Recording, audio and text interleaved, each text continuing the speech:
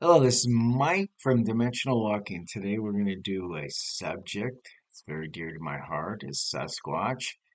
Okay, I've been researching Sasquatch probably all my life, and anyways, I like to talk about it.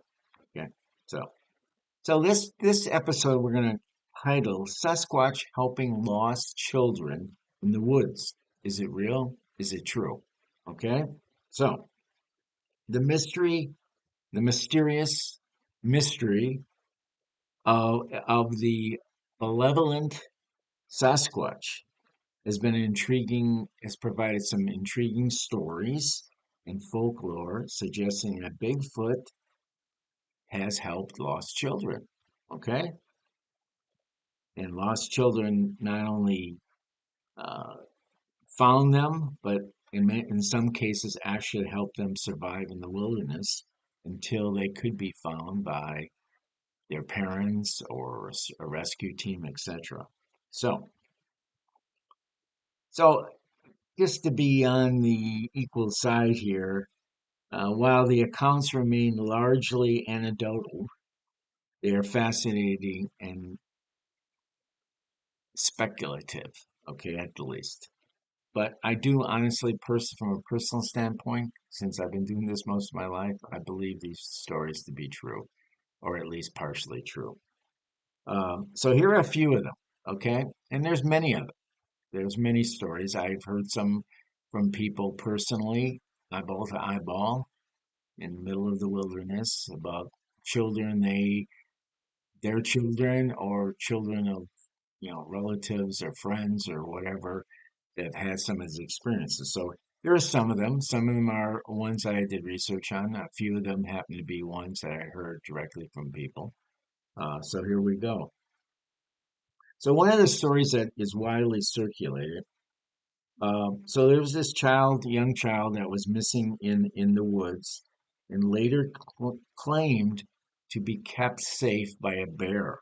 Okay, so of course including Bigfoot enthusiasts, including myself, believe that the child may have been mistaken a bear, which was really a Sasquatch, and of course, the Sasquatch in this particular case kept the child warm and protected it until it could be rescued or found. I don't think that the Sasquatch obviously handed over the child to the rescuers, but I think the Sasquatch, if I remember the rest of the story, actually put it out on a trail.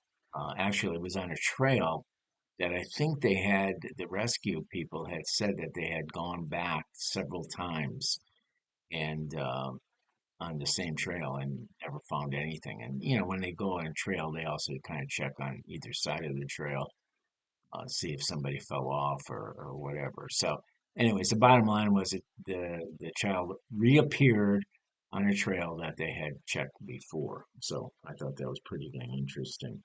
So then there's this other one. It's called the bull rescue.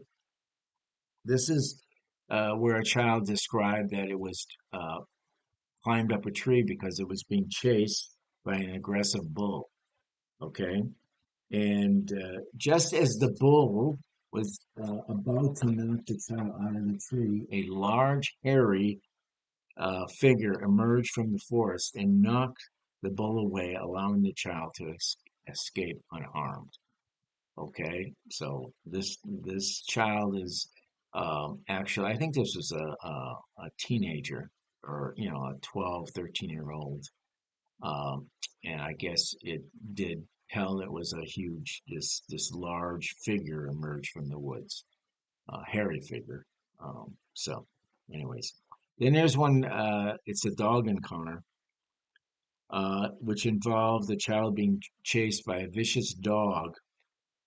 A Sasquatch figure reportedly appeared behind the child and let out a terrifying roar, scaring the dog away before calmly walking back into the forest, into the woods. Yeah, as far as this terrifying roar, I had a good friend that in southern Oregon actually was hunting, and he had shot a deer with a bow and arrow, and he went to fetch the deer, and there holding the deer was this huge Sasquatch. And the huge Sasquatch just let out this roar that he swears knocked him over. It was so powerful, and something obviously he's never going to forget. So the roar thing is apparently a real thing. Okay, so then we got the guiding lost. Just a general comment: guiding lost. Some suggest that children lost in the woods are led back to safety by a large humanoid figure. These stories are described that as creatures doing this in a very gentle and protective way, ensuring that the child gets back to civilization. And these stories again, I will tell you, there's many of those kind of gentle and protective type uh, stories that go on and on and on. So here's one about providing shelter. There was reports of children surviving wilderness claiming that they were kept warm by a large furry creature.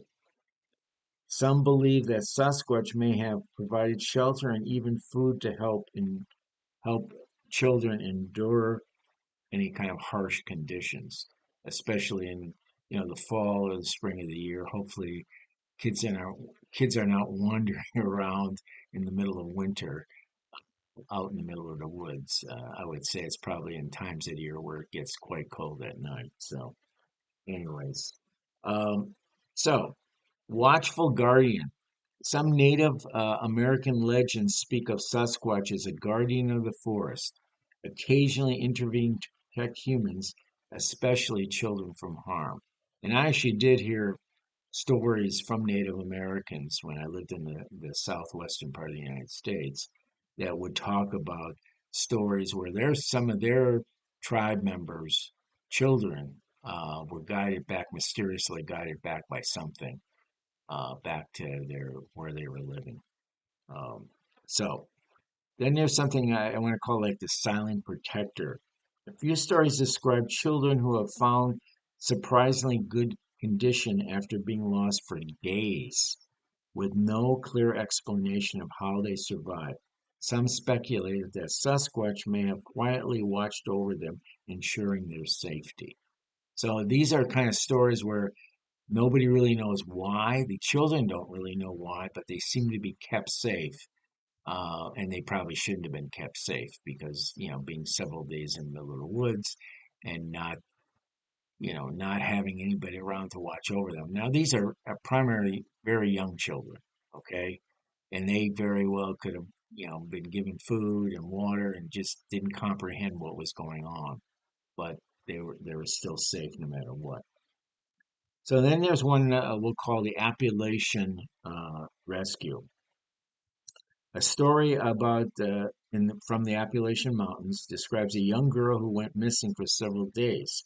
When she was found, she claimed that a big, hairy man had brought her food and kept her warm at night. Her parents were baffled as there were no known shelters or people in the area where she was lost.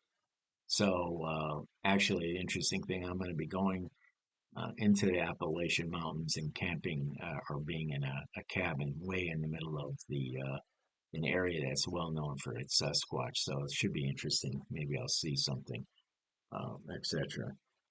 Next, the Whispering Giant. A boy who wandered away from a campsite in the Pacific Northwest was later found in a dazed but unharmed state. He told the rescuers that a big man had whispered to him, telling him to stay put and not be afraid.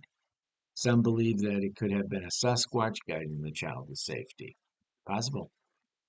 And then last but not least, there was someone called the River Guardian. A child who fell into a fast-moving river was pulled out to shore by a large hairy figure. Actually, this particular one was actually seen by several witnesses who claimed that they saw the shadowy creature retrieve back into forest once it seemed to be assured that the child was safely on shore. And of course, apparently this was in an area where there was quite a few other people on the shore, maybe enjoying the river, etc. So, so why would Sasquatch help humans? So there's probably a couple interesting reasons that I kind of pulled together. One, they have this protective kind of instinct, like many animals. Sasquatch may have this inert drive to protect vulnerable species, especially young children.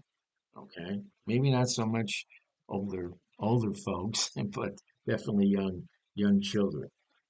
Okay, then they might also have this what we call recognition of innocence.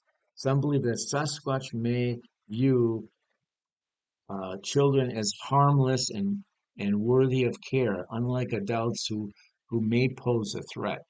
So I guess there's this feeling or they knowing that children aren't going to harm them in any way. So so they want to help them. Okay, then there's this the connection, a human connection.